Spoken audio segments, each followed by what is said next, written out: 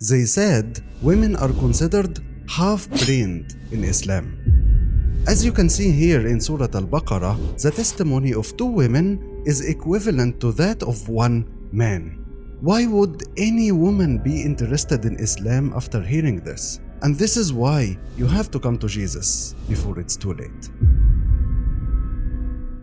These are the exact words of some Christian preachers out there.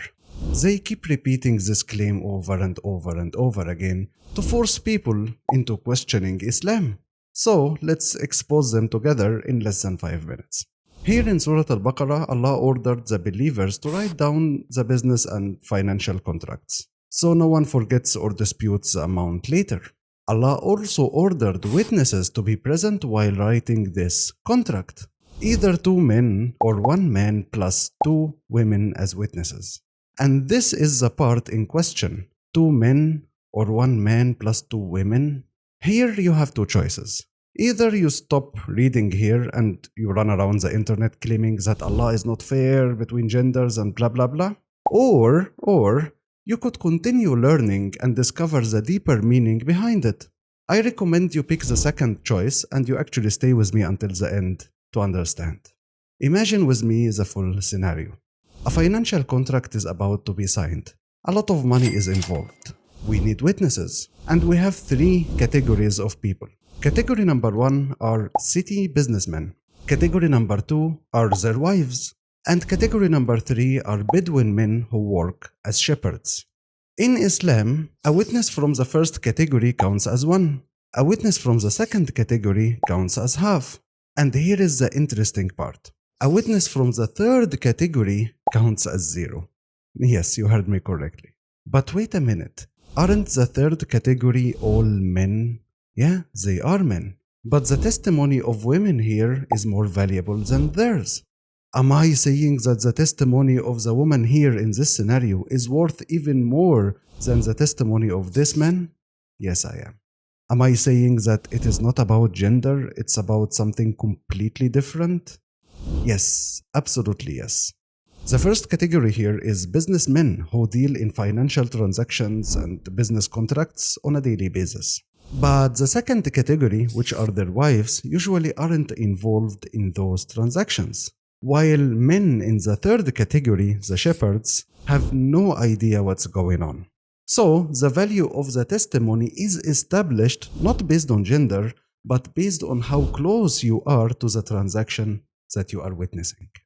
I will give you another scenario which is even more severe than a business transaction. Something that is much more important than any financial contract out there. Were women's testimonies accepted in reporting hadith? You know that reporting hadith for Muslims is held to the highest standards that ever existed. So in this extreme case, do we accept the testimony of a woman? Yes, we do. Is it equivalent to the testimony of a man? Yes, it is. You know what? I will give you another scenario which is more shocking. Family-related matters. 2 people recently got married, and then someone claimed that they were breastfed by the same woman when they were babies. Now they are in court, and we need a witness to testify, and based on this testimony, the judge can decide to break the marriage. This testimony is very serious because it might break a family apart, and it can have severe consequences on people's lives. In this case, listen to this, only the testimony of a woman is accepted. Only? Yes, you heard me correctly. Only women's testimonies are accepted and not men. I can go on and on for hours, but the bottom line is, in some cases the testimony of a man has more value. In other cases, the testimony of a woman has more value. Clearly, it has nothing to do with discrimination against one specific gender. It's about who has more expertise in the matter he or she is testifying on. Obviously, it's not discrimination, it's expertise. Don't let those preachers deceive you. Why do you trust those preachers so much? Can't you see that the only way they keep their tithing money is through lies, as they learned from their, father Paul? In their videos, they tell you how amazing Christianity is because Mary Magdalene was the first witness to the resurrection of Jesus. See, a woman witness. But here is the shocking part. When you ask them for any non-biblical witness to this event, they immediately point you to Flavius Josephus, the famous historian of the first century, right? But when you actually read his writing, specifically here, you find the exact opposite. Read this part with me. Let not a single witness be credited, but 3 or 2 at least.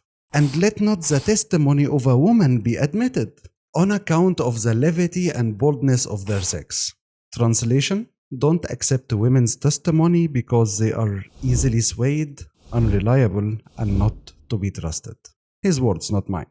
In all Christian history, since this guy in the first century until the 19th century, women could not testify in court in most Western Christian countries.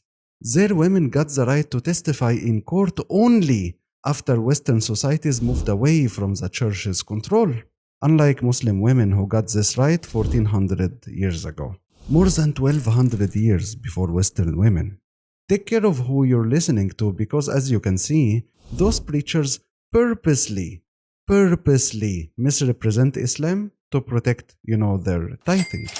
And if you also heard them accuse Islam of being unfair in inheritance by, giving the woman half compared to a man, don't worry, because I debunked this lie in this video.